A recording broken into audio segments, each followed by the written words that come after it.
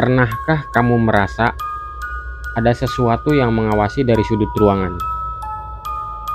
Bukan manusia, bukan hewan, tapi sepasang mata kecil dari sebuah boneka yang diam namun seperti hidup. Di Jepang, kepercayaan ini bukan sekedar cerita seram. Setiap tahun, ratusan bahkan ribuan boneka dikumpulkan, bukan untuk dibuang, tapi didoakan dalam upacara khusus. Namanya Ning-Yoku-yo, ritual pemakaman untuk boneka. Dan di balik ritual ini, tersimpan pandangan mendalam tentang jiwa, rasa bersalah, dan hubungan manusia dengan benda mati.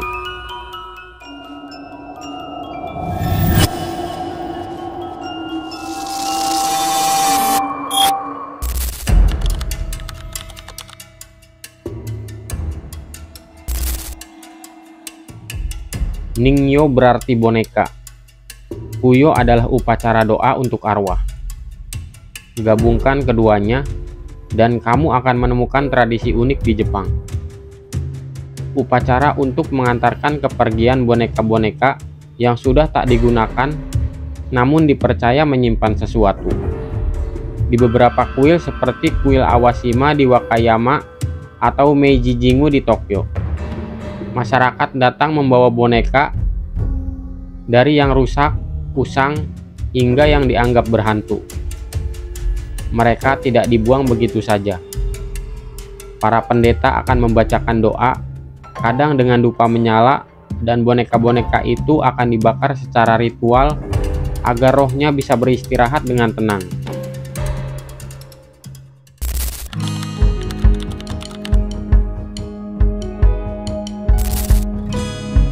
Bagi banyak orang, boneka hanya benda mati. Tapi dalam budaya Jepang dan banyak budaya lainnya, boneka lebih dari sekadar mainan. Dianggap sebagai wadah emosi.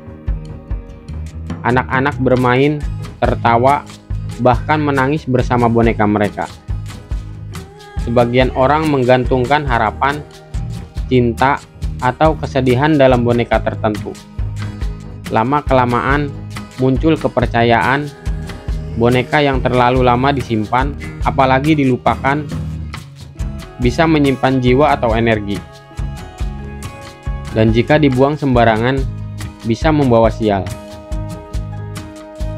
Salah satu kisah paling terkenal di Jepang adalah tentang boneka Okiku. Boneka kecil berkimono dengan rambut yang menurut cerita terus tumbuh sendiri. Konon, boneka ini dimiliki oleh seorang gadis kecil bernama Okiku.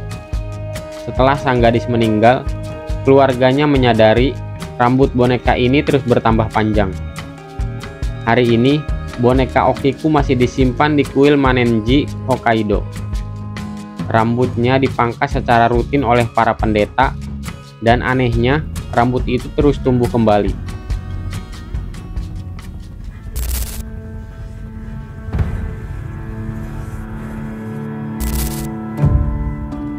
Dari sudut pandang psikologi, ini bisa dijelaskan sebagai bentuk projektif empati, di mana manusia menaruh emosi pada benda mati.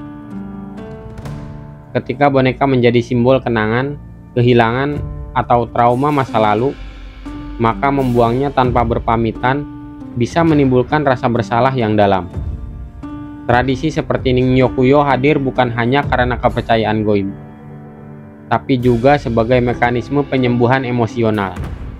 Sebagian orang merasa lebih tenang setelah mengucapkan selamat tinggal secara ritual. Mungkin bagimu, boneka hanyalah benda, tapi bagi orang lain, ia adalah saksi bisu dari masa kecil, cinta, kehilangan, atau bahkan kematian. Dan dalam budaya yang kaya akan simbolis seperti Jepang, tidak ada benda yang benar-benar tak bernyawa.